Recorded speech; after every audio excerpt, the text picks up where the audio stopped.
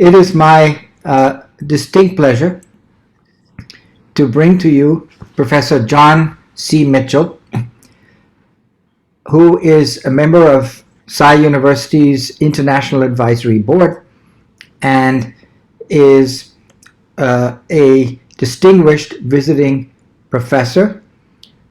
And so today will be the first of many times we will have him drop in on a class where you will have direct contact with a person who's perhaps in the most powerful, significant, I would say powerful in terms of influence on the field of computer science, influence on students, influence on spin-offs, because he's right in the middle of Silicon Valley in terms of finding out what's happening in computer science these days, or computing more broadly.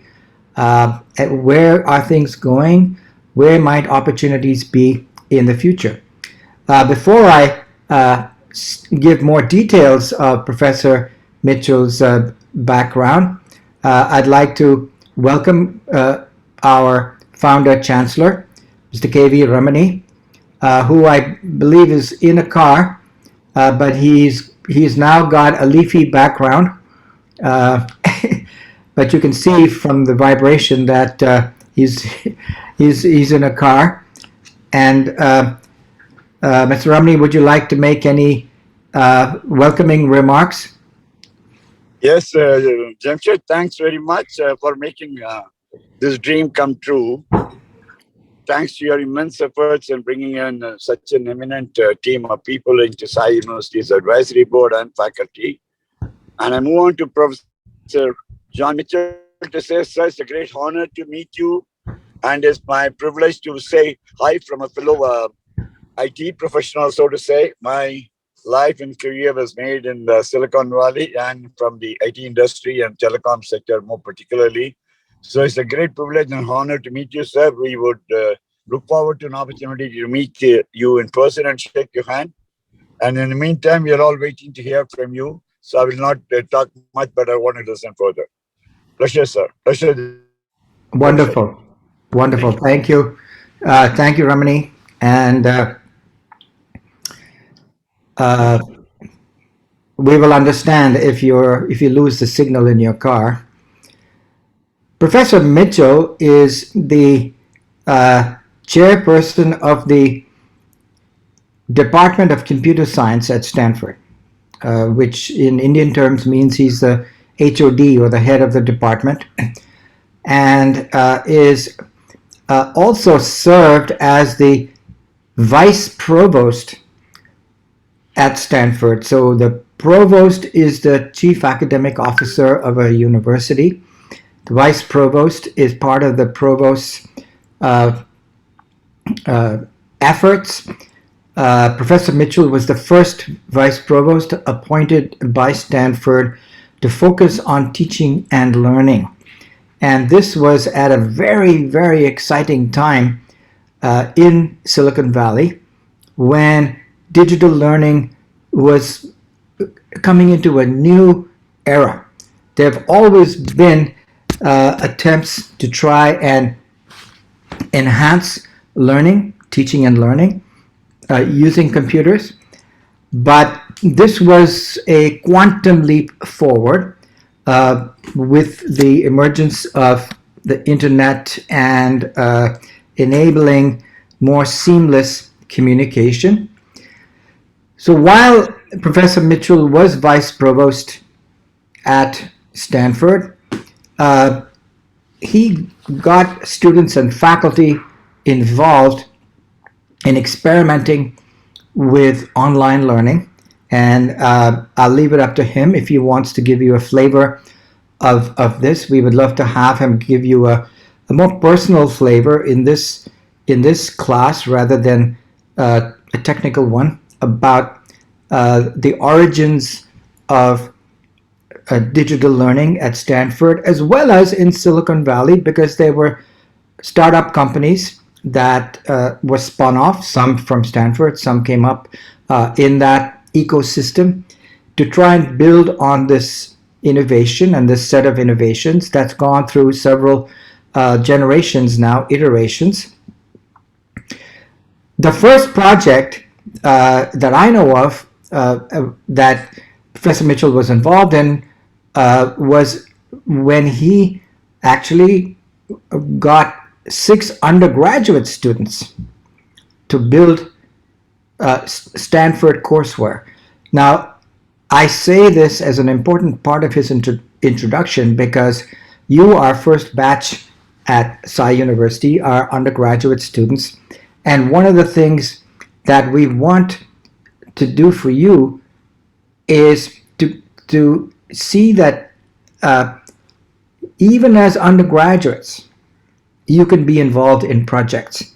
If you're willing to put in the work, that project-based learning is one of the most fulfilling, satisfying. It's frustrating too, because projects don't go perfectly, but one of the most satisfying forms of learning. So 6 undergraduates worked with him to build the first Stanford courseware, a platform to support interactive video and discussion, and the rest is history.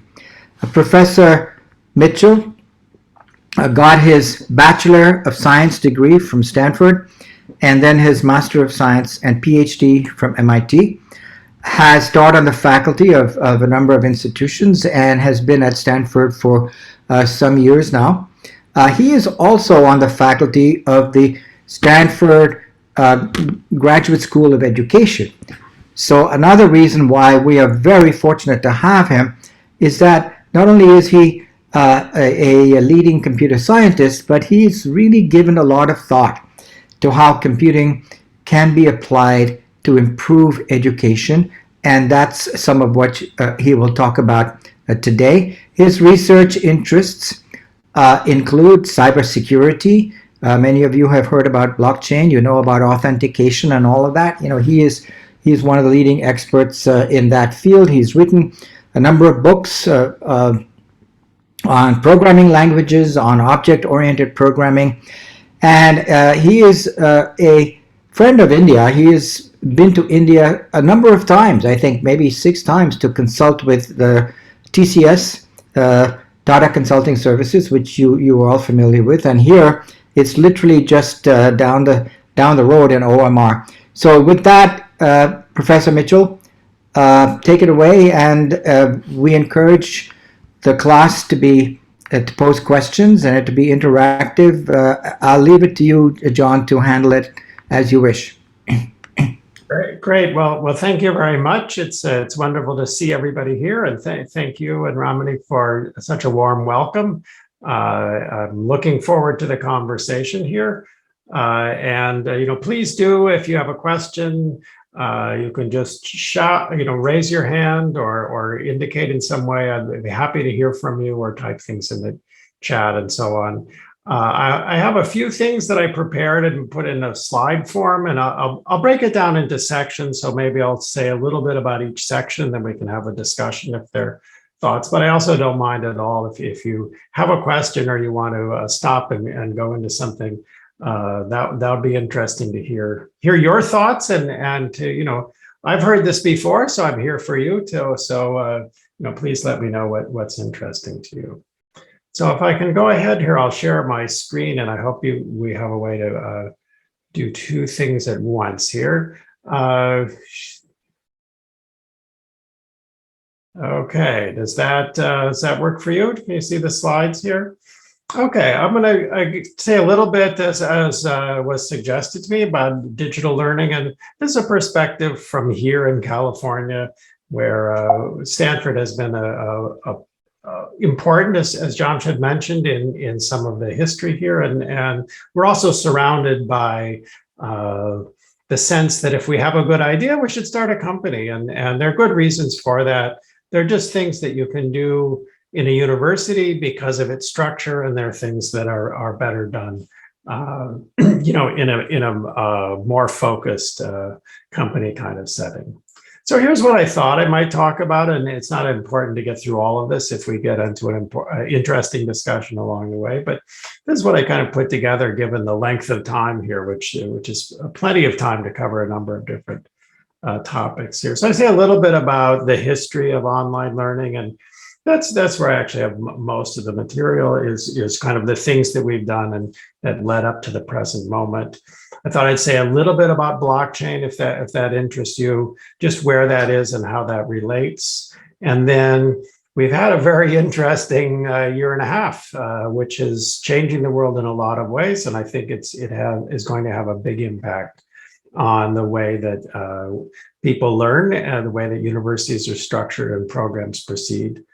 And then I have some ongoing research with some collaborators and colleagues here that I'll say a little bit about how we're using AI to improve and automate some of the things that we do in our classes on campus here, but also in classes we put together to reach larger numbers of people here. And there's a historical point, I think, which I hadn't really remembered or made the connection before. Jamshed mentioned this project that I started around 2009 to build a platform for sharing course information. And eventually we added video and chat and other features. It was kind of the prototype that in a sense launched Coursera and the MOOCs and so on. And that was really with a group of undergraduate students. And the way that came about was that there was a recession in 2008, 2009. And so most of the companies that hire our students for the summer for internships decided to cut costs, and they really froze their internship programs and didn't have places for students over the summer. So suddenly we had all these students who didn't have projects to go work on in the summer. And I thought, well, what a great opportunity here. There are all these people here who are capable and we're looking forward to doing something else. Why don't I create a project here at the university for as many students as want to sign up? And other faculty took that view too. So I got a group of students together and said, let's build a web platform. Let's do something that's interesting. What would you like to do? And the students thought about it for a little bit, and they decided, well, we'd like to build something for education because we'd like to have a better way to get course material online, to talk to each other, or talk to the teaching staff and teaching assistants outside of class and so on. So it's a pretty interesting student-generated project in a sense. And the parallel here that you know I find interesting now that I think about it is that came out of kind of a difficult time, this recession in which people were having economic difficulty, and there was a freeze on internships and fewer opportunities for students. And that's kind of the situation we've been in with the pandemic too, is that there are a number of things that we might have all counted on being able to do over the last year or two that have not been available. But that means it's also a time to invent something, a time to think, a time to reflect, a time to make plans for going forward and maybe try some things that you wouldn't have had an opportunity to do otherwise. So let me go on a little bit on to give you some history here. Before that, maybe just say, why are people interested in technology and education? If you think about what, smartphone apps, what the web, what other things have done to other kinds of activities, having something online in digital form, gives you flexibility in time and place. And I think we're also used to it now. It's hard to back up and think, what was the world like before you could go online and buy something or make an airplane reservation and so on. But, in some older period, you'd have to wait in line somewhere and devote a half a day to doing something like that. Also, technology should help us get larger scale at lower cost. Instead of sitting in a small room to learn something, maybe we could all get together and do something, at a larger scale that's more effective. If you think about technology and teaching and learning, the big difference between modern digital technology and things that came before, radio, television, newspaper, the printing press, and so on, is that it connects people.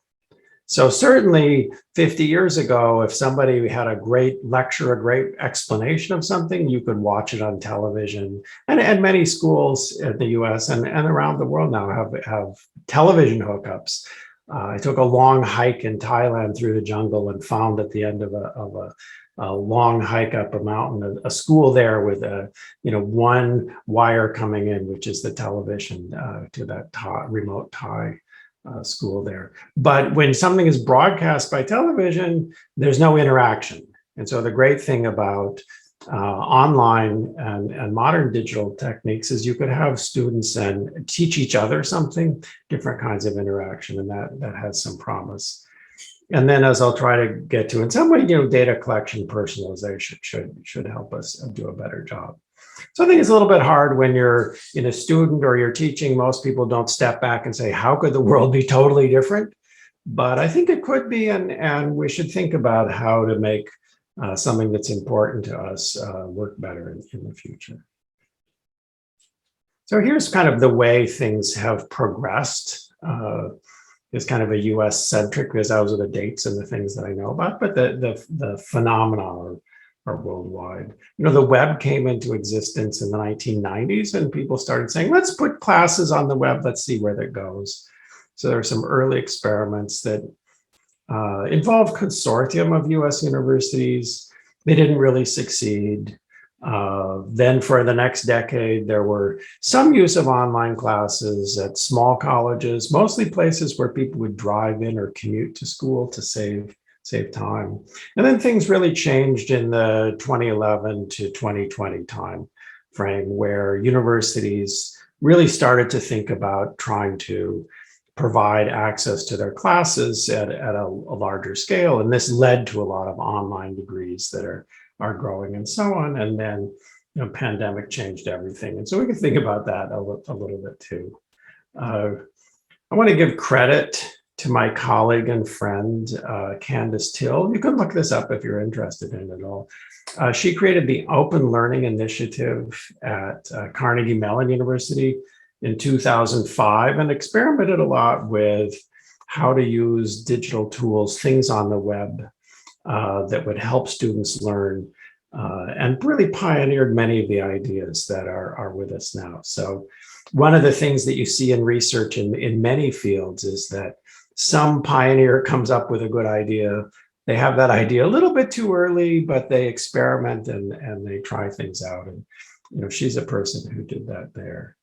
The real change for most of us came in 2011 when these two people in the lower left, Peter Norvig and Sebastian Thrun, who was, Peter is at Google and Sebastian was my colleague at Stanford. He's since left to do bigger and better things, let's say. They announced that their course would be free and open to everybody in the world, and that they would grade homework and exams on the same curve with Stanford students. And so anybody in the world anywhere could tune in and see how they compared with Stanford students and get a grade and so on in this free artificial intelligence course. And they thought maybe, few thousand people would sign up. At the time this article was written, it was 58,000 people had signed up. It was really massive numbers. And they ended up not being able to grade all the homework and grade exams, but they did open up the course to everybody. So it really changed the world in that we realized that there's lots of interest in things that we teach here. And at many universities, they're experts in different fields all over the world. And to be able to listen in and learn from them would really be a wonderful opportunity. So we started this movement in a sense with 3 free courses from Stanford in 2011, and 350 people signed up, 350,000 people signed up for those. And that was, that's way more people than we meet at the university in a year or in a decade. So, that really changed everything. And there were a couple of startups here. Sebastian here in the picture started one called Udacity. Another one was started by 2 other of my colleagues, Daphne Kohler and Andrew Ings, started a company called Coursera that's done quite well, and maybe some of you have seen or tried some of the Coursera courses. That was another Stanford faculty spin-off. And then East Coast universities, responded with another kind of setup, which has been successful too. And so this really opened our eyes that maybe we could build a platform, build a company, build a framework for much greater access to education worldwide, based on opening up universities. And of course that was idealistic, but we gave it a try. So let me say a little bit more about how we tried to pursue this exciting idea. So I was at the time had the job of managing what we were doing at Stanford around this, and I thought, well, the best thing I could do is get people interested. So let me just try to see where people want to go. And we did about 1,000 projects led by Stanford faculty over a 5-year period. And we reached 6 million or more people through these courses that we made available for free, and got a lot of additional interaction and attention and so on through other channels. So I think it really changed a lot of the views of people on the university. I think that's really 1 out of every 4 faculty on campus worked with my group on this, and it was a real cultural change at the time. And what we started to think about is, how can we build a connection between a free lecture and video and a full course where you would get a credit and a degree or some kind of certificate. So this is a little bit of a marketing oriented kind of picture, but it's to show that for many people, we could give something for free with no credit. And then for a smaller number of people, we could do something that's more elaborate. And that was kind of our plan here at the university, and something we worked on. As we were building this infrastructure and trying to get, trying to get our feet wet, trying to understand what it's like to offer a large course to lots more people than we have on campus, I thought it would be really an interesting thing to set up a research lab and study what's working and what isn't. So I co-founded this lab with a friend of mine from the School of Education then, and we started doing research based on data collected from how students interact with material online. You probably, most of you are familiar with this. If you go shopping and you try, look at different pictures of things, or you look at different video on YouTube, but the site that's hosting that is going to track all of your behavior and put that in a big database. And there's a big global information system of all the action that all of us do online, and that's used for selling ads to advertisers who want to sell ads to people who have particular interests and so on. So there's a lot of experience that web companies and web infrastructure companies have with tracking user behavior, trying to understand what's connecting with someone when they're browsing the web and what isn't, and so on. And I thought, why don't we try to use some of those same ideas to see what's effective when you give someone let them participate in a discussion online, when you try to give them an explanation and you give a multiple choice test or something simple to get some feedback. How are people doing with the material we have, and how does it all work? So, I guess as academics, we should ask questions and seek answers. So here's one of the first things we found is that when you put up a course for free and let anybody take it, some people, listen for a little while and turn it off and never come back. And some people get very interested and pursue that to the end. Maybe I'll take a poll if you want. I mean, how many people here have signed up for or started or taken a look at a course on Coursera? Has that reached any of you here? If you see some hands, okay, and there are 2 screens wide of you, and so I see that that's a familiar thing. And so if you don't mind, for those who volunteered and said, yes, they've tried this, is there anyone who completed everything you started? Or is someone willing to say, to just raise your hand, you started listening to a course and then you decided it wasn't for you, and then you did something else. You didn't finish the rest of it. Is that your experience? Okay, we have a few. I think that's my experience too. Yeah. I thought I'm interested in many things. I do that with books too. I go to a bookstore or someplace, visit somebody, they have a book in their house, I pick it up. Maybe I finish it. Maybe I just read a few pages, and that's enough. So let me get a comment from a couple of students. Rishita, you had your hand up. Yep. What was it like? Hi, sir. Good morning. I did join a course, CS50, through Coursera on Harvard University, offered by Harvard University. It was teaching Scratch. I just didn't want to continue that, so I dropped that course. But now I'm doing a course on Udemy on iOS app development. So I am pretty sure that I'll complete it in the coming few weeks. great. That's interesting. As Scratch is a little sounds a little more elementary than your Udemy course. Is that right? I just didn't like the way Scratch works. Okay. No offense, but I didn't like that language, like dropping, dragging and dropping. Or Right. maybe if I'm taught that in a more different way, I can learn that in future. But as of now, on Coursera, I didn't like that course, so I didn't complete that. But I'm very much liking the Udemy course on iOS app development. It's by Angela Yu. Great. Glad to hear it. Does that another person have an experience that they'd like to tell us about? Hello, sir. This is Kaushik here. I did few courses on Coursera recently based on intro to UX design. So I did 2-3 courses based on the same topic. I found I think I did one course completely. Although it was very difficult to motivate myself to complete that course. But other courses I found that I was not able to connect with the lecturer, and I engaged myself with the lecturer. So I just dropped it.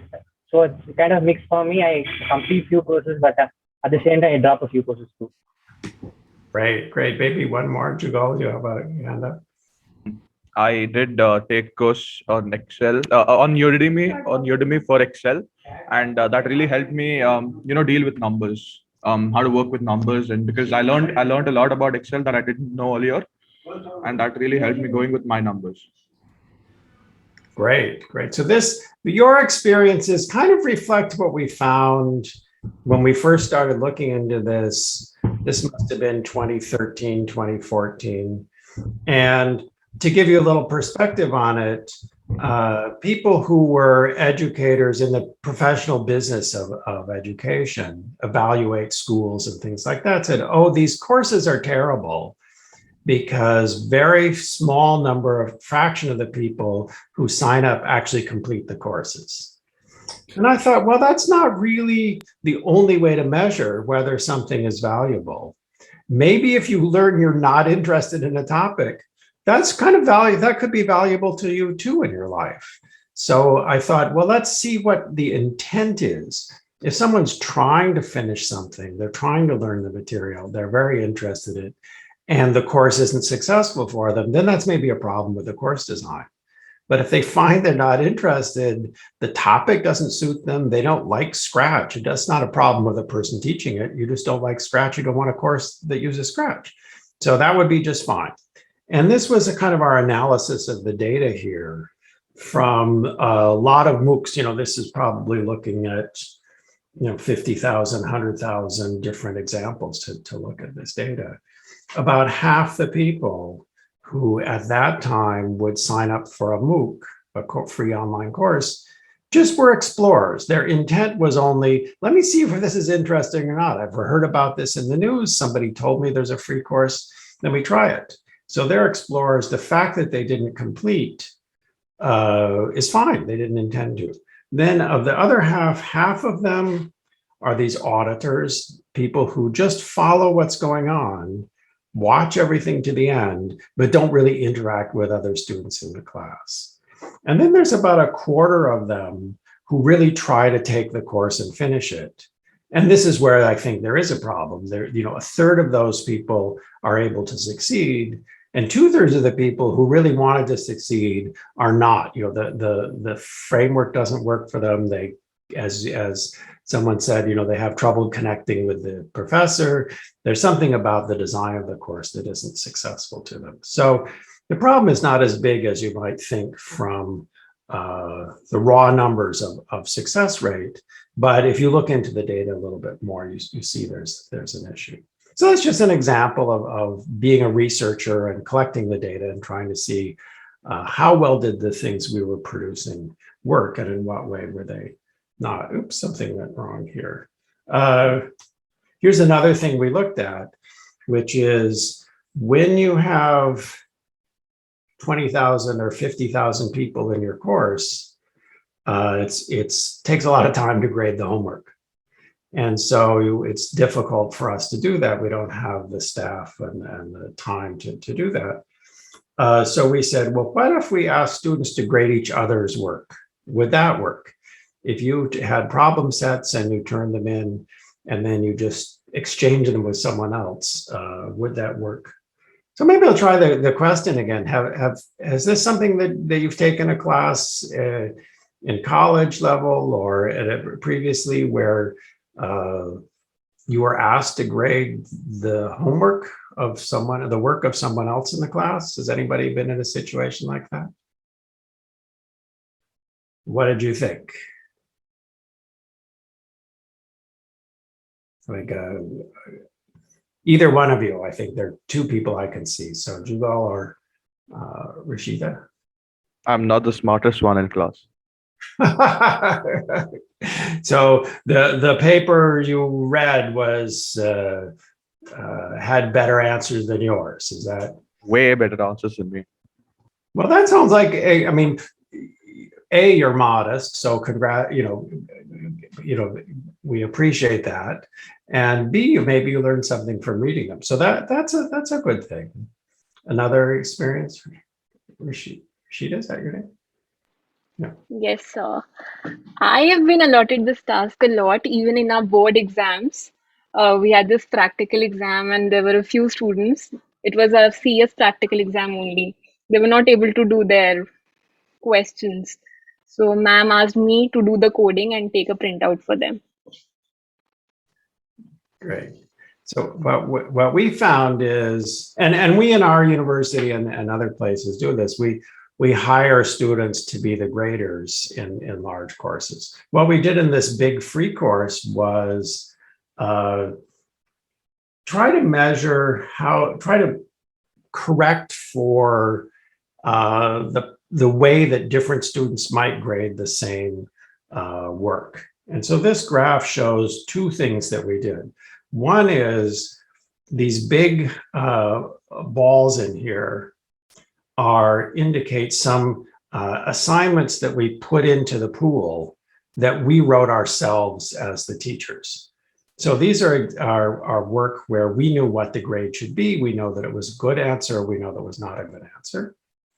And this picture is a graph of all the people in the class with a line between two people if one of them grades the other person's work. So what you see here is this person who's in the middle, the round circle that's connected to lots of them. They grade a problem set where we know what the answer should be. We know what the score should be. Some people grade that person's work and she grades some other people's work.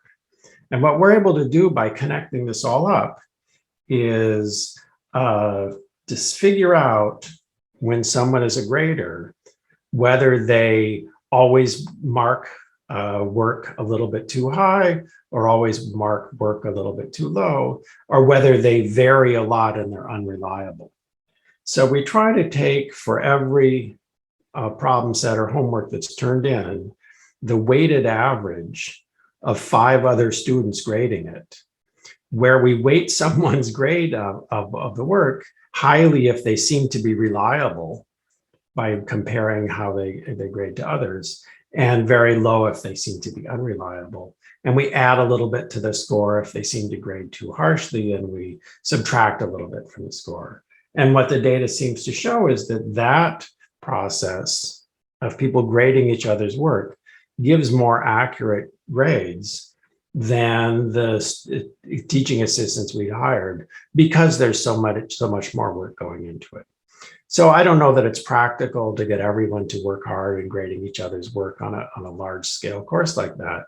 You'd have to design things for that to work. But what we showed by this research is that using this method of getting some redundancy and some calibration, we're able to get good results out of this.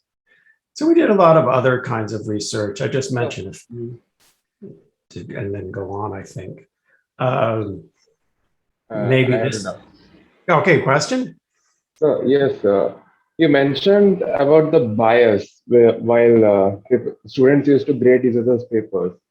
Like, was there some effective way to overcome that, so that like students wouldn't grade much harsher, students won't be much harsh on others, grading others' papers. Like, if you could find any effective way to overcome that, I just wanted to ask that. I'm not sure I totally understood your question. Do we? Could you repeat part of it? Students used to grade each other's papers, and you mentioned that there was so much bias. Like, Right. people used to be harsh while grading others' papers. So, like, if any way was, if you could find a way to overcome that bias, like, people would be graded in a much efficient manner. Yeah, well, what we did was just try to, I'm having trouble backing up here. We just tried to add or subtract. So the assumption was, if someone was a harsh grader, but they still distinguished a good solution from a poor one, then their vote should count in the student's grade. But we should be a little more lenient. Maybe if they gave something a 9 out of 10, maybe if they give something a 5 out of 10, we would add 1 and give it a 6 instead of a 5, if that person tends to grade a little bit too low.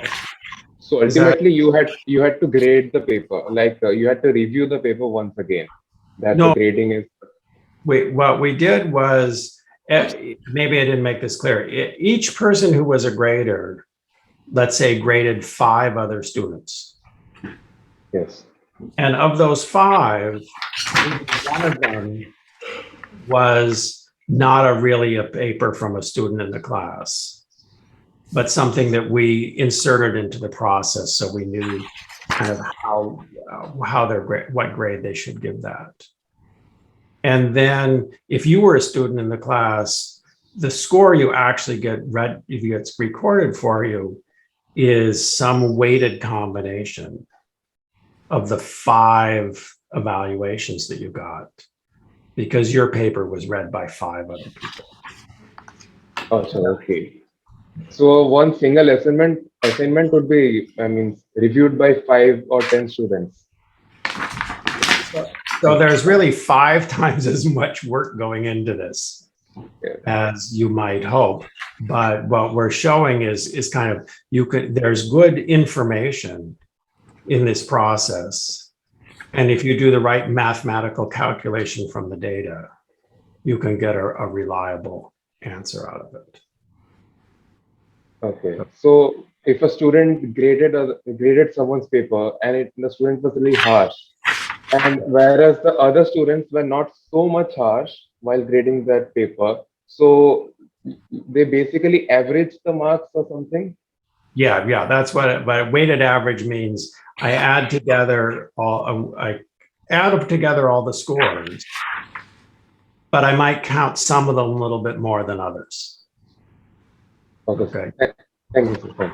All right, good. All right, thanks. I had to walk through it, so it's understood. Maybe I'll just give one more, a very different kind of example here. we were trying to tell whether, actually, maybe I'll just go on and say we did a bunch of research on how these courses were effective and how we could do better in teaching lots of people. So we learned a lot here. There's a massive need for education worldwide. Many people want to go to school. Many people want to learn something. This particular format of free courses doesn't replace college. You know, this happened almost 10 years ago, and there was newspaper and people watching the field who had said, oh, maybe colleges will go out of business in the next decade because of these free courses. That didn't happen. You know, some of our research on when they were effective and when they weren't, you know, told us that.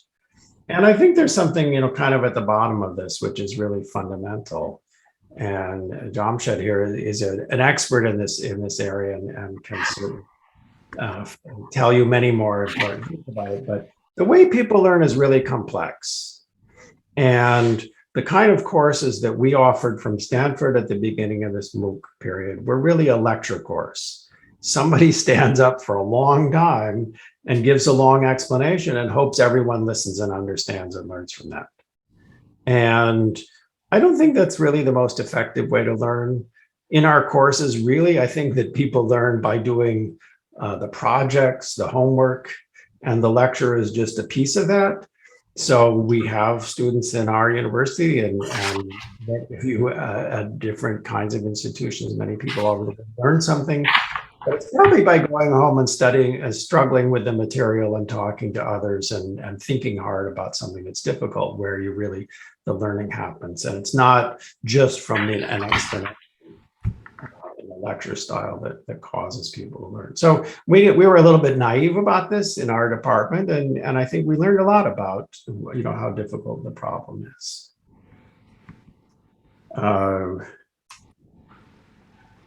Should I say a little bit about blockchain to kind of change the pace a little bit? This is a different kind of topic, but if we're talking about technology, computing, and education, you know, the important thing is that people want to get grades and credit for what they do. So blockchain is a modern technology for keeping track of things. And it's being used in various ways in education. And I'll tell you just 4 projects that I know about that are ongoing now that use this, just to give you a flavor of how things may be different. This is addressing a different kind of problem in education than learning. So blockchain, if you're familiar with it, is a sequence of records saying what happened. So a block kind of records some things that happen at a certain time, and a chain of them puts them in order and says, this is the next record of something after another. So it's called another phrase is distributed public ledger, trusted public ledger, a way of writing down things and recording them in a manner that is reliable. And if you see something in the blockchain, you can trust that it's correct. And there's a process for many computer systems and so on to agree on what's in the blockchain. And that's kind of why we trust it. So the problem this is being applied to is keeping track of student records and transcripts.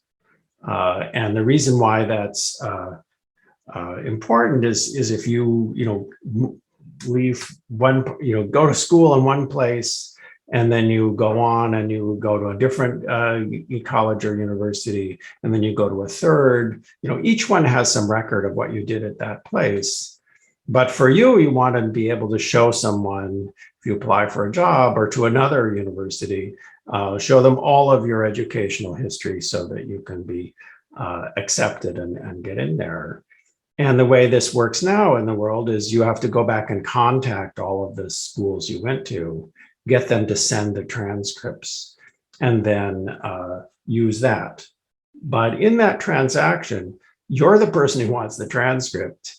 If one of your colleges doesn't have a place you went to school, doesn't have enough people working in the office to send the transcript, you might not get it for a long period of time. And that's a problem in many different institutions. So wouldn't it be better if you could keep track of all of the things you've done and the courses you've taken, the grades you've gotten, and so on, and maybe even some experiences that are outside of college, and have them recorded somewhere so you could show them to anyone, and you wouldn't have to go back to all of those institutions and see. Is that a goal that makes sense? Has anyone had trouble trying to get a transcript from one place or another? It depends a little bit on your history here. So just to clarify, transcript means you're getting your grades sent from the board to a college, for example. We certainly see that here when someone has gone to different kinds of institutions in different parts of the world. They sometimes have trouble getting their grades sent here. In any case, this is a problem and in the world, and there's different kinds of work to solve that. The way blockchain works is that you would submit a transaction. In this case, you say, here's a grade I got in a course. That goes, if you follow these 1, 2, 3, into some network of computers that share that information among them. They see that all of those computers agree on the information because it was presented in the right way. And then that gets verified and written into a block and becomes part of the blockchain and then becomes recorded. So there's a step in here that's a little bit technical that is how the basis for reliability here is this network of nodes. So I wasn't going to go into that, but just to say there is a mechanism based on cryptography and distributed computing that lets us produce these blockchains reliably. And then I was just going to mention a couple of different projects that I'm aware of and participating in an advisory capacity about trying this out in the US in different frameworks. You had a question, Jugo? Yes, sir. Sure. Is blockchain basically a kind of database? Yeah, so this is a good question. The big issue here is centralized versus distributed. So normally a database is traditionally is centralized. There's one company, there's one organization, there's one computer system somewhere that stores all that data. And the reason why the data would be reliable is that organization has some reason to do it correctly. So typically a bank has a kind of centralized database saying who has how much money in their account in that bank. And they're in the business of doing that accurately. And if they were inaccurate about it, they would either lose someone's money, which would be a bad thing, or they would kind of give out more money than had been deposited, and then something in the banking system would find it. So there's a centralized solution, and then this is meant to be a distributed solution. All of the different computer systems involved in maintaining the blockchain participate, and we trust it because most of those things are going to be honest most of the time. But we don't have to trust a single centralized server in order to trust the blockchain. So I think that's, I can see it's maybe it's a complicated thing to get at but I wanted to, let's have a discussion about it and see if we can come to it. Next one, my print is small on my second monitor here, so. Excuse me, sir, I have a question. Yeah, sure, please, go ahead. Yeah, it is mentioned that the blockchain is permanent and unalterable. So isn't that a disadvantage, or how does it work? A blockchain is permanent, so. Well, I mean, I think that what you, the permanence is the fact that something happened at a certain period of time. And so if you had a record of everything that happened in the world, you would want the record of what happened yesterday to stay the same forever going forward. So let's suppose we had a record of, the way this gets used in cryptocurrency is the record of who has a certain quantity of money. So I don't know what a good quantity of money is. Take 100 rupees or something like that. So if there was a note physically printed on paper, we know that only one person has it at any given time, because if I give you a piece of paper, I don't have it, you have it. It's hard to duplicate that. But if we had digital currency, that note, 100 rupee note, is really something in a digital form instead of a paper form. If I were to pay you that money, there's no way for someone to be sure that I didn't also keep that note myself, because we can copy digital things easily. So the way blockchain gets used in cryptocurrency is every time some money changes hands, we write that down. And if you write down every time money changes hands, that permanent record is important part of keeping the monetary system accurate and reliable.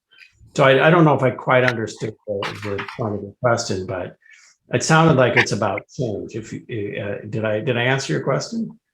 Yes, sir. I just had a doubt about how that works, because I thought that the fact that it's permanent might be a disadvantage, but I realized I understood what you said. It's like making a list of things that have happened in the world, and you never erase anything. You can add something new if something else happens. But how do you correct mistakes? Well, Don't you add new blocks of data? Yeah, so that was kind of a part of my question. So how do you change anything if there's something wrong, or do you have to be completely sure about what you're entering? And yeah, because human errors do occur. So yeah, I mean, there are two kinds of mistakes. So let's go back to the picture of the blockchain. One kind of mistake is someone enters false information. And then it's not really the problem of the blockchain. That's a problem of somebody that entered the information. And so if we were keeping track of the temperature of the day or something like that, somebody entered it, or who owns a piece of land, then if there was an error, you would write in a later one something that said, we've now discovered an error, that previous entry in the blockchain is incorrect. The right answer is right information is here. And then someone reading the whole blockchain from the current time back would be able to tell that. If there's an error in the operation of the blockchain, that's another issue. And the way it's built is meant to minimize that, relative to other kinds of computer systems. Are there other questions? Happy to discuss it more. Let me just say to the students that today is basically just a taste. It's a teaser, because that's our new model at Sci. We want to give you, in the first year, teasers of the big, juicy issues. And then starting in your second year, we will have courses where you can go into much greater detail, like in blockchain. And certainly Professor Mitchell will be, there to help you understand as you get more and more advanced. Thank you. Good. So maybe we'll go on and then just say this is something you can find out more about if you want. And learning about how this all works is complicated. So what I'm maybe give you a little bit of a hint, and then I'll also say a little bit why this is useful. Then we can go on. Yes, all right, Shida, you asked question? Go ahead. Yes, sir. I had 3 questions. Okay. I have a keen interest in cybersecurity. I have reasons for it. A is that I feel that the Third World War is going to be a cyber war. So I just want to know, is this the thinking of mine, is it on the right track or not? B, sir, I am actually, as of now, I am developing skills. I do not have a defined skill set that, okay, I know this language, I know this software. I'm developing on them, but I'm actively looking for internships. So if you can guide me how I can actually get through some of the how I can crack some of the major internships and work, which I'm sure that Sci University I'm going to get a lot of, but still, like, what effort is required from my side? Like, what skills I need to know? All right.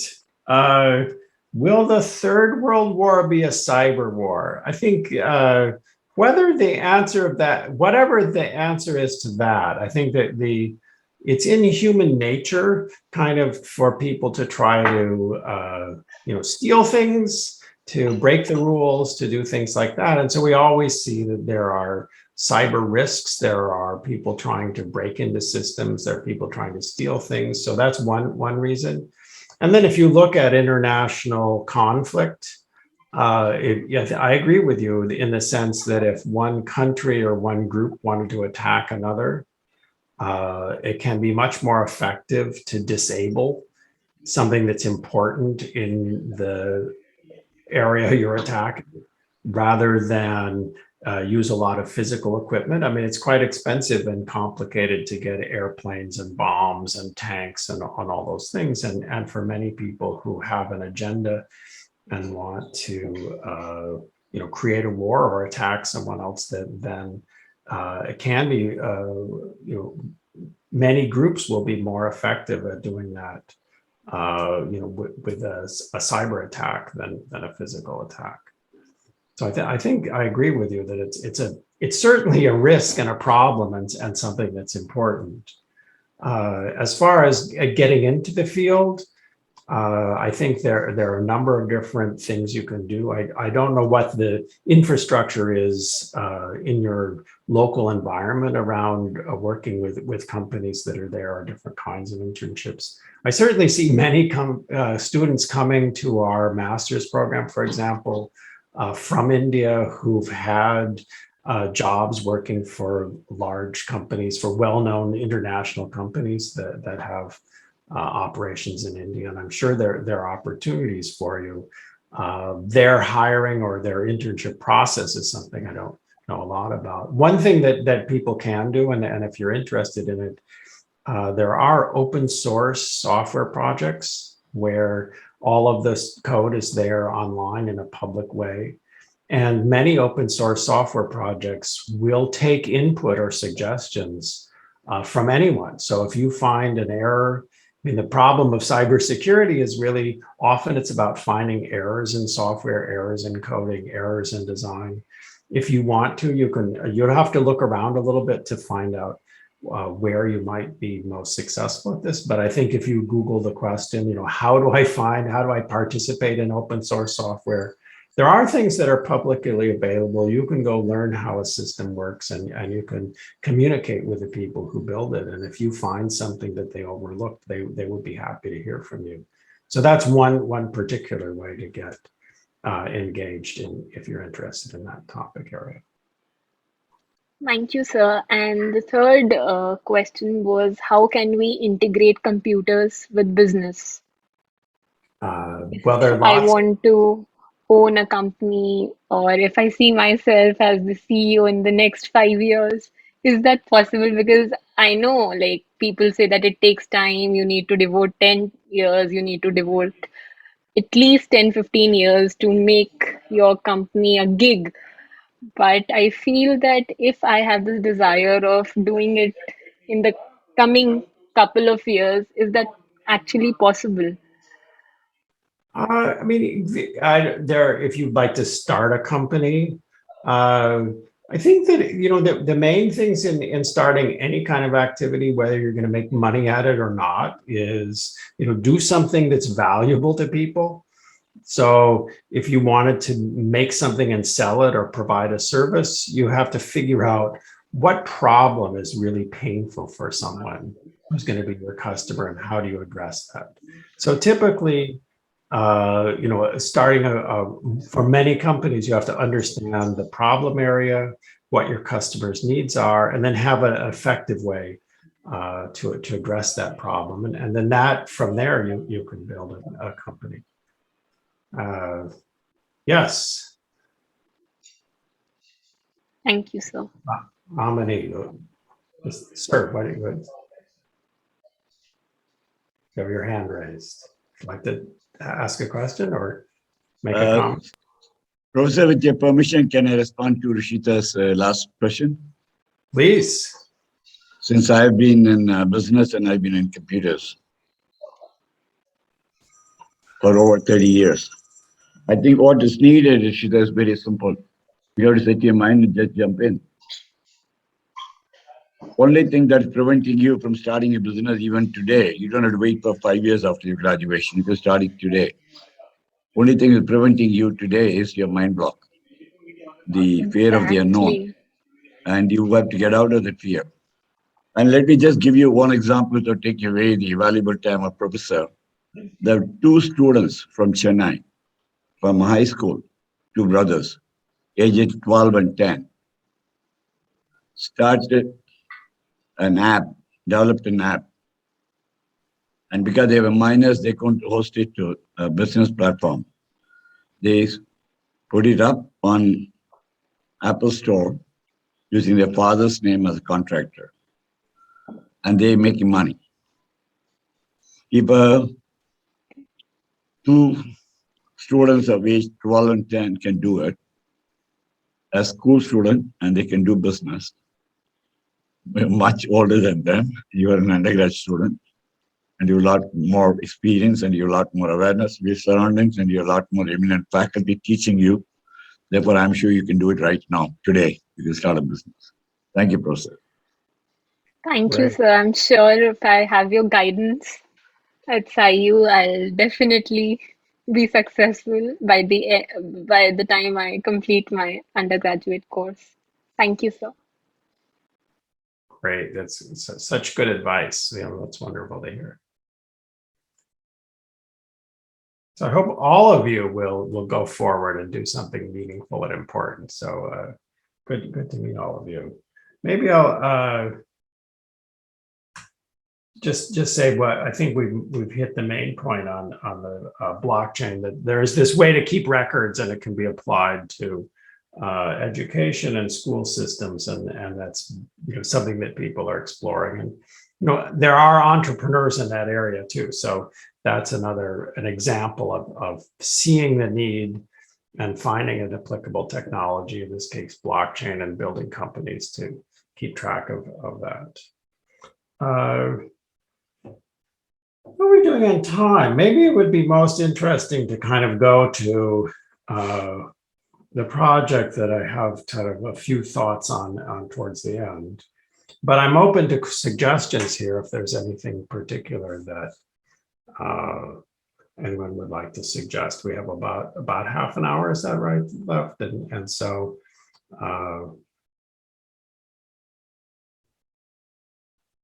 let's see. Handle it as you wish, John. You're in control.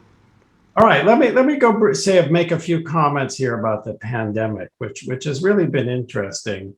I feel like what the interesting thing here is that, and we have all seen this, so I'm not telling you something you don't know, but in science, it's very unusual to have a highly replicated experiment. And what happened here in education and during the pandemic is a highly replicated experiment.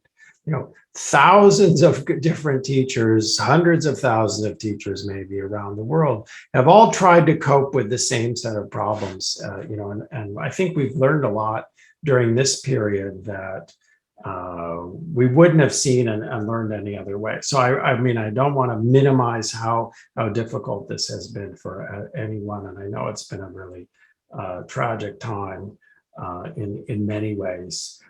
In addition, and on top of that, there's been a lot of invention and creativity on trying to cope with the situation. And I think as we kind of touched on at the beginning, sometimes, shaking things up, having a complicated time and a disruption does lead to different ways of thinking and new ideas. So I'm an optimist. I feel like 5 years from now, 10 years from now, we will all realize that many things were started during this period of difficulty, and in some ways, I think we'll find some positive change out of this. What we found here was that people worked much harder to try to make their classes successful. And I think there's been a real change here among people I've talked to about how they feel if they're in the teaching side of it, how they feel about their students, how much they are attentive to whether students are learning during classes, because all of the ways that students used to work together and collaborate and try to catch up and learn have been disrupted. We talked a little bit in the earlier part of the material I have about creating video and distributing it, and we've all learned a lot more about how to produce, how to work with things on video, and how to try to be effective that way. And I think the other thing that we've seen in our institution is much more flexibility about grades and progress, because we're trying to help all the students we have succeed, and we're being much more flexible about someone not being able to turn in something on one date, but turning it on another date, or maybe someone in their family or their living household was sick and they can't do something now, or they want to redo something. So we've been very, very flexible about that.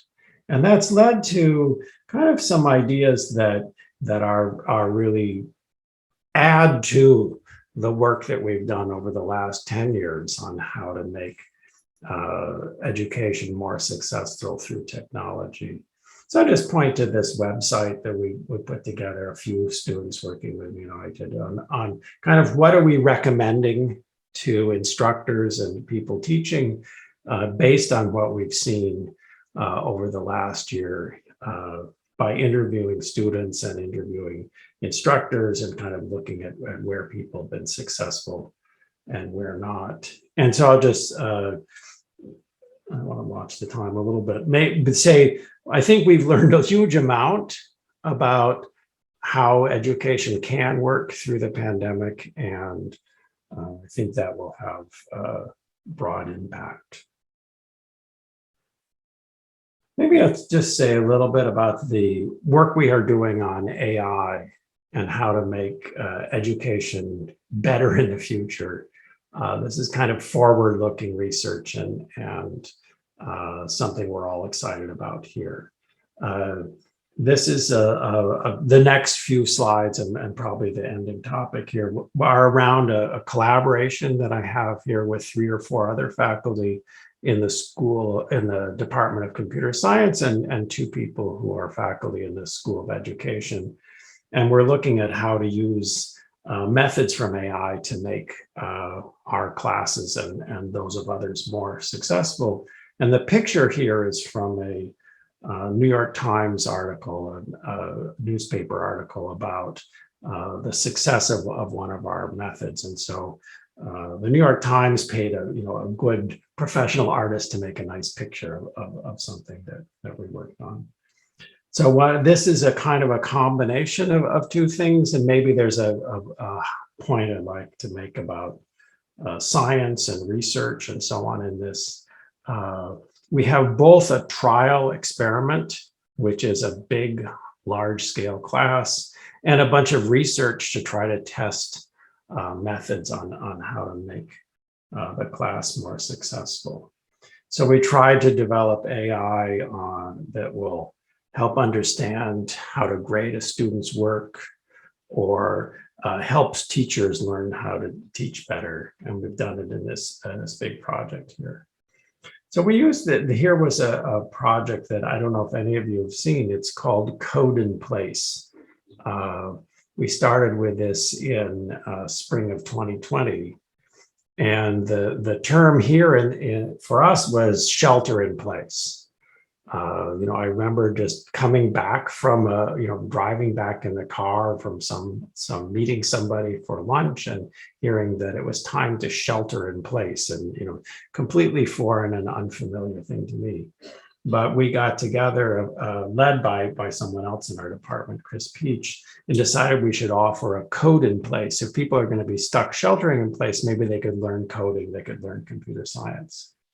And our method to do this was to get volunteers to be teachers on a small scale, so that you see we found 1,000 volunteer teachers and about 10,000 or 12,000 students. And so there was really one teacher for every 10 students.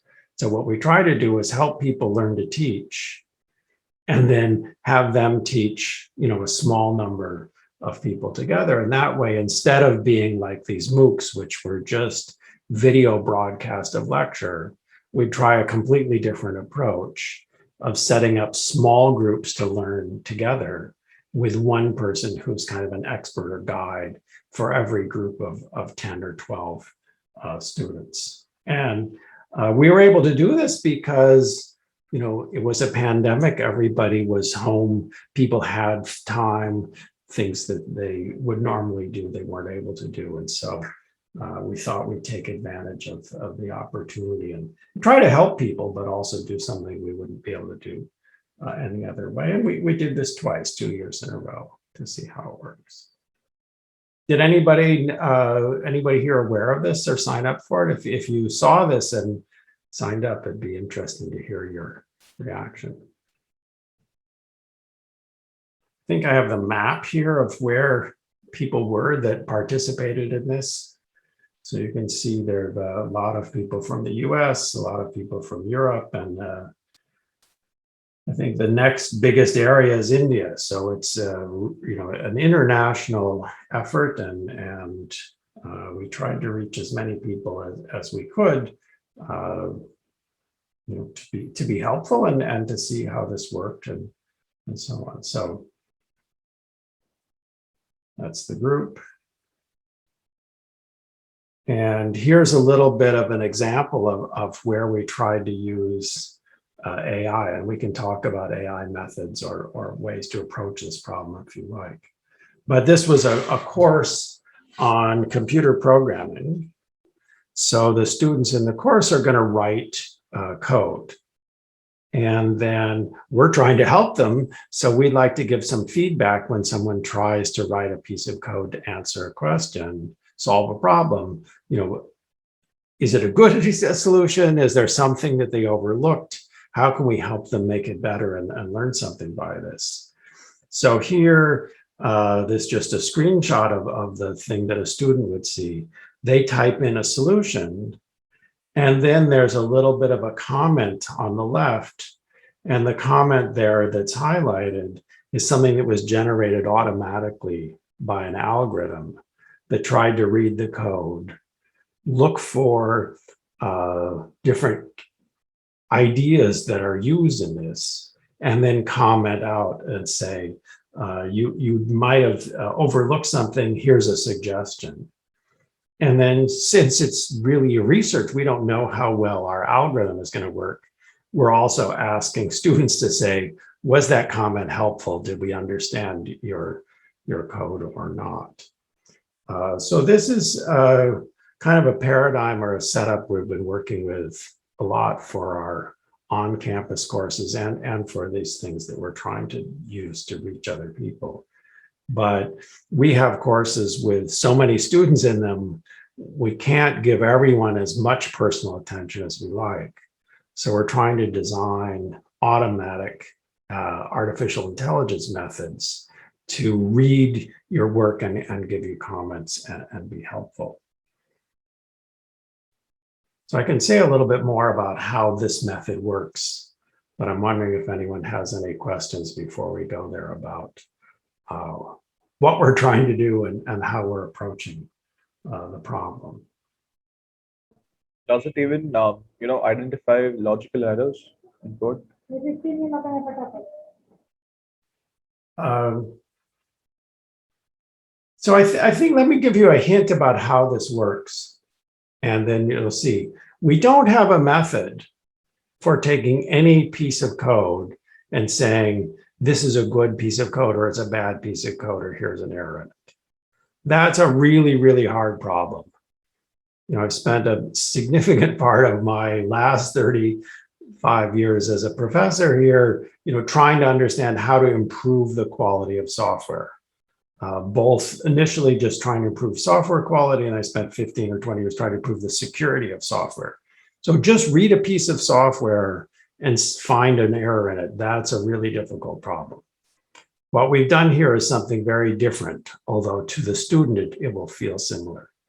What we've done here is for each of these problems we pose, we as the teacher, let's say, think of all the ideas that are needed in order to create a correct solution. There might be 5 or 10 or 15 sort of basic decisions that we think someone would try to follow in order to make understand the solution to the problem we've posed. And then we automatically generate the solution that we think a student would write if they understood some of those things and didn't understand some others. So we generate a huge number of possible student inputs based on this understanding of what we were trying to get at in the problem we asked. And then we take an input from an actual input from a student and try to match it against that huge number of very possible inputs. And for each one, if we match it, then we have a guess that says, the reason you would write this is you got these 2 ideas in answering the question, but you missed this other thing. And so we're really looking for a list of things we hope someone solving the problem or doing the project will understand, and trying to match against our kind of big set of sample inputs to kind of place everyone's solution on this. Does that make sense? Fair enough. Okay. So that's how this works. And we found, fairly good success with this idea so far. It's a lot of work for the teacher. And so that's the limitation. We're going to look on ways to make this easier. But for the basic programming problems that we used in this particular course, we were able to do pretty well. And so we're hoping to keep using this AI method here. And to kind of carry this idea forward, you may probably don't use this there, but we have a company that's a Berkeley startup called GradeScope, started by Peter Abeel, who teaches in Berkeley, and a few of his graduate students who built a platform for helping automate grading. And it's pretty popular in the US.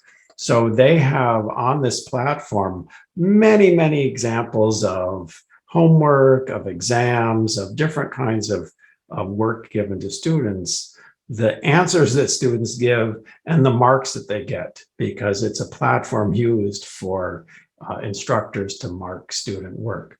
So we're hoping to connect up and work with the GradeScope company and use this massive collection of data they have on student work and the way it's marked, to see if we can find other ways to use AI methods to help instructors and teaching teams be more effective in their students. So we're not trying to eliminate teaching jobs or anything like that. We're trying to give people who teach better tools so they can follow the process and apply the teaching ideas that they have, in more effective ways, so that it's as if each student gets more attention or more time from each teacher, and that's a way we hoping to help education move forward. So, any questions about this? It's a research area we're interested in.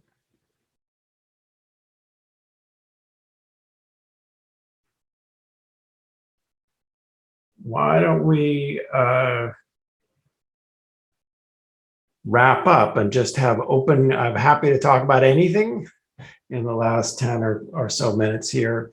Any questions about things we've talked about or anything else? What I tried to give were a few ideas of things that are changing in education. Probably end with this idea, which comes back to me over and over, is, you know, we keep working on different methods to scale education, to provide more educational opportunity to more people, to learn ourselves more about how learning works and be more effective at it. And, you know, change takes time. And I like this kind of example. It's hard for us, and I'm sure it's hard for many of you to think about, you know, life without a smartphone or without, before this technology was invented. But these three things look kind of similar, and they were 10 years apart, and only the third one was really successful. And so kind of the point is, you know, it takes a long time, and sometimes you have to iterate a few times through a really good idea before something really clicks and the combination of features really take hold and are effective. So there's more in this example. I think that the fact that these three devices look similar, you know, it hides the fact that in many ways they were presented to people differently, and the technology in them was different, and their computing capacity and networking was different. But I still think in the end, the people who worked on the Apple Newton, you know, 20 years earlier had many of the ideas. And when the iPhone finally came out, they probably said, "Oh, we think we probably invented most of those ideas." They thought that was familiar. Anyway, I hope that's an interesting picture to you. Any questions or anything on your mind that we could talk about for the last few minutes that I'm here? Yeah, please go ahead.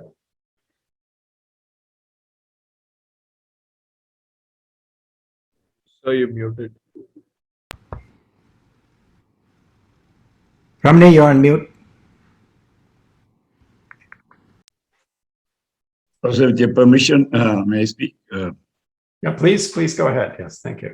I've been in the business of research, development, and you know, commercialization of products in telecom, especially data networking, telecom kind of products. And as early as 1990, we had a daughter company in San Jose at the intersection of El Camino and Caifa. And later we built it up to about 7 offices around the world in all of the R&D centers in telecom space. And that's when I exited, and that's where the roots of Star University have come up from.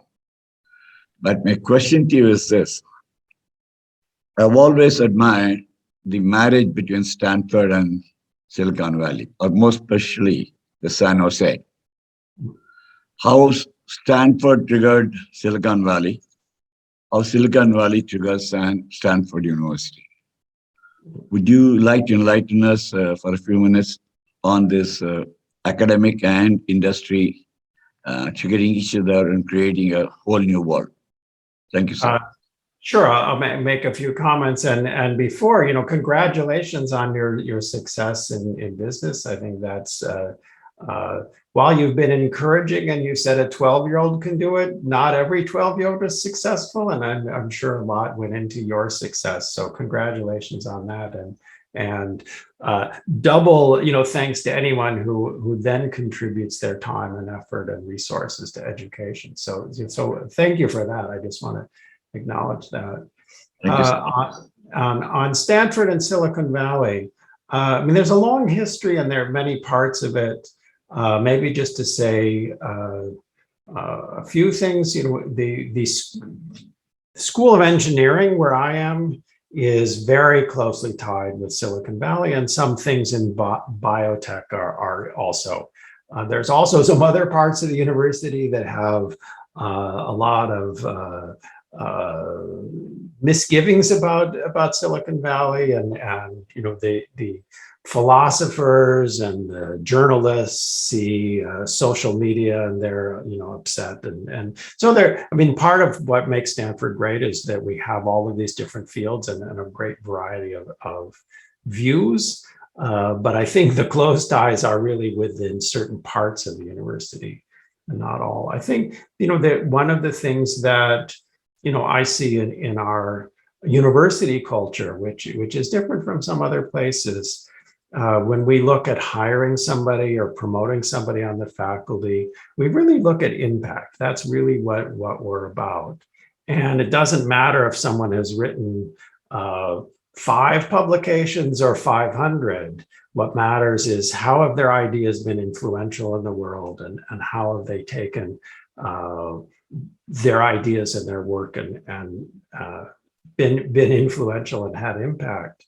And I think we count something like, starting a company or having an idea that somebody else starts a company on as a valuable form of impact. And I think it's part of our culture to think of that as comparable. And in many cases, it's a harder thing to accomplish and a better evidence of the success of an idea if it really takes off and has some impact. Sometimes that takes a long time. And so we end up acknowledging someone, 20 years later, their idea that they had 20 years ago becomes a successful company now. But we do count, when something is effective in the world. Another thing that I think is part of the Silicon Valley culture, and I expect you've seen this, is, failure is not a life sentence. And I think in other business climates and other parts of the world, people have a different idea about that. But I think if someone has a good idea and they try to start a company and they fail, I mean, normally we think of that as a learning experience. And so we do have an infrastructure and a way to help someone invest in a company, support an entrepreneur, even if they failed a couple of times. And I think that culture is supportive of the way that supportive of effective entrepreneurship and people being willing to take risks. If you're not willing to take a risk, you can't really go forward in a lot of business contexts. So those are a couple thoughts. I think we also have a porosity in a sense that people start companies and they leave the university for a little bit and then they come back. We have a rule, like you can go for 2 years and then you have to come back. But many people in my department are founders or co-founders of large companies. Mendel Rosenblum is my colleague here, is founder of VMware, a successful big company. Pat Hanrahan won a scientific award, also founder of a big company in data visualization. So we kind of are friendly about people leaving and coming back and staying connected. But a great many companies come out of a professor having a research group, that research group developing an idea, and then the founders are the graduate students. And then we as faculty stay on as advisors to that company. And that's a common paradigm. Is there anything that you saw in your time here that you found important, or you think was we did well here, or you appreciate?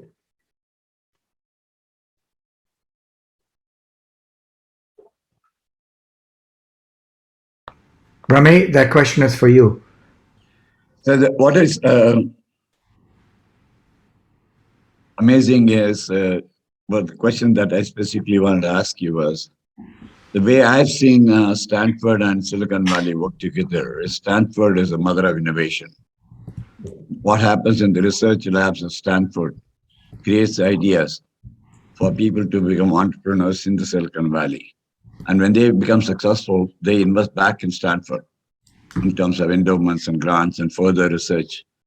And therefore, there is a mutual, binding ecosystem between the university and the entrepreneur. And then the entrepreneur invests in the university invests in more research, and the research gets new ideas and generates more entrepreneurs. So I was hoping to get your views on that binding force between the university and the entrepreneur, because we are trying to create such an ecosystem inside with Professor Barucha's guidance, because we even have for the undergrad students courses on entrepreneurship, specifically to make sure that those who want to take the leap to become entrepreneurs are guided by us to channel the energies, how to create enterprises and how to convert ideas to products and services and make a success of it. So what I was specifically interested was the university versus the entrepreneur linkage and the entrepreneur contributing back to the university. Yeah, good. I mean, there is. We are lucky to be here. We're very lucky to be part of the ecosystem and culture that you mentioned. I don't know if we know how we would create it if it wasn't here. So even though we're in the middle of it, I don't know if we can give you an exact way. Another thing so one thing is just the culture of appreciating innovation. Another is from a research standpoint, a cultural value on research questions that connect with people who are not in research that can be meaningful questions. There are also some things about the structure of the university and taking leave from teaching to be an entrepreneur that I mentioned. And another one is the university position on intellectual property is pretty flexible. And I think we culturally and in our process make the assumption that you stated, that if we're generous to entrepreneurs, they will be generous back sometimes. And so I know other universities are very different about that. I've talked with colleagues who are at other places where they have to pay cash at a time when it's hard to raise cash for some intellectual property that's licensed to them from the university. I don't think we would ever do that. It's our sense as a university to try to help everyone that comes through, be successful and to be generous about that. There's no doubt we've made a lot of income has come from intellectual property, but it's always better to help someone be successful in their company than it is to try to put a damper in that or be a barrier to it. I think it's really cultural and some decisions like that are helpful. So if there's anything that I can be further helpful with on that, certainly do that to help. But as I said, I don't know that we have the recipe for creating another Silicon Valley. We're just lucky to be here. Thank you, Professor. I think that's a very valuable suggestion, and I think we'll be engaging with you more frequently in the coming years, since you're going to be associated with the program. So we possibly have a longer conversation on that, how to create the ecosystem here. Maybe we reserve it for another time and place. Thank you for your answers. Yeah, great. I look forward to that. Chennai is a great place to be an entrepreneur too, and so I think you're in a good location and that have a wonderful university group here. So wish you all the best and be glad to help if I can. So thank you. Thank you, Professor. Jamshed, are we going to wind up this session? Before that, I want to have a minute. I did want quickly, John, to follow up with just one thing, Sure. Which is for the students' benefit to understand. You have done a lot of consulting for TCS, and everybody in India knows, what TCS is. The preeminent consulting firm. Are you at liberty to say anything about what you were consulting with them about? Sure. Yeah, this is not a secret thing, and I think part of what the way a consulting company operates was conducive to kind of be visible around it. I spent about 10 years with an arrangement with TCS around the notion of privacy, data privacy. What are the methods for respecting privacy when you have data with sensitive information in it, And in effect, it's a kind of a broad term. So you really have to ask, what do you mean by privacy? And it gets to be, so part of the work is defining what the goals of a privacy mechanism are. And the other part was developing privacy mechanisms. The reason why that comes up for TCS has a lot of large banks in other, all around the world as customers. Banks have data that contains private information that's sensitive. And there are privacy laws around banking, particularly in the 2000 to 2010 period, that were being enacted and were important for the banking-oriented products that TCS worked on to be built to comply with the laws and to be something that the customers in banking would trust and be confident that the software and the products they built, that they contract with TCS to build and operate, respected the local privacy laws and the expectations in those markets. Thank you. Well, this is a good time to wrap up. I will have ask Mr. Ramani to have the last word, but let me thank Professor Mitchell. As I said, this is a teaser. He will be joining you from time to time in discussions, and will be a tremendous resource for us. I know that Stanford and Silicon Valley are these sort of mysterious places out there, and to have him right here in our midst virtually, and someday making some physical visits is a tremendous opportunity for our students. And so thank you, John. Thank you, our students. I was very, very proud of the questions, and I think this is how true learning occurs. To approach, which is a new model for us. Obviously, in the traditional learning model, and in colleges, you start from the basics and you build up, and you don't get to talk about issues like blockchain until later on because they're very technical. But what we're trying to do at Sci is to approach it from both sides, even as you build up the technical side, getting a sense of what the big issues are, which is where how you get passionate and how you understand the new applications that are possible. And I think in future interactions with Professor Mitchell, he can talk about the many thoughts he has about future applications of computing and data science to fields that we don't normally think of as requiring or lending themselves to applications, and those could be opportunities for all of you. I know a number of our students are interested in biology or computational applications to biology.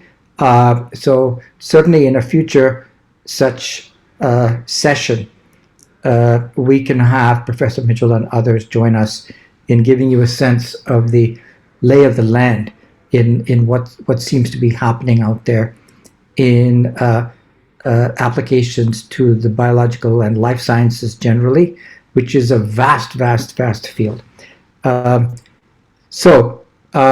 Ramani, you have the last word. Thank you, Jamshed. First of all, I'd like to thank Professor Barucha for taking what was our vision and one sentence, be a globally eminent university, to actual implementation thus far. I'm so delighted that we are here today on the first computer science class. I'm not going to call it 101 because Jamshed said it's a teaser, so I'm not going to use the word 101. But even more interesting is Jamshed has implemented in actual practice multidisciplinary and interdisciplinary learning. The fact that we have students in this class from arts and science disciplines as well as from computing and data science discipline, learning from each other and learning from an eminent Professor Mitchell on blockchain and such advanced technologies is the fundamental principle of Sai University. We want to see interdisciplinary, multidisciplinary learning happen all across schools. The students are not put into silos. They don't typecast you into, say, you're a science student, you're an art student, you're an economic student, you're a computer science student. Now here is interaction taking place across spectrum. And that is going to be the cornerstone of Sai University's vision and implementation mission. Having said that, I must, of course, come back to Professor Mitchell. Sir, I'm so delighted to hear your talk today. And I'm going to tell you a secret. That Sai University was actually inaugurated on October 18, 2018, roughly about 3 years ago, on an auspicious day when we said we're launching this university, 18th October 2018. And to mark the occasion of the special day in our calendar, we'd arranged for 2 eminent speakers to talk. We are not in this building, we are in another building. We had a class of 15 students for the inaugural invitational class. And for your information, sir, the subjects were, number 1 topic for 1 hour was blockchain. And the second hour topic was IoT, Internet of Things. So I am so happy to see that 3 years later, almost 3 years later, will be 2 years and 11 months later, that we actually come to listen to a preeminent speaker from Stanford. We can say the institution which has been the mother of invention for computing and related technologies, to come and talk to us about the same subject, begin the computing and data science courses. So it's such a great feeling of satisfaction. And I can tell you, it feels like the vision of Sai University has actually come into fruition today with the implementation taking place. And I'm so happy to see you, sir, and thank you very much for your time and your valuable advice to the students and your insightful thoughts. We're looking forward to more. As you know, that there's never, we're never going to say no to more of good things.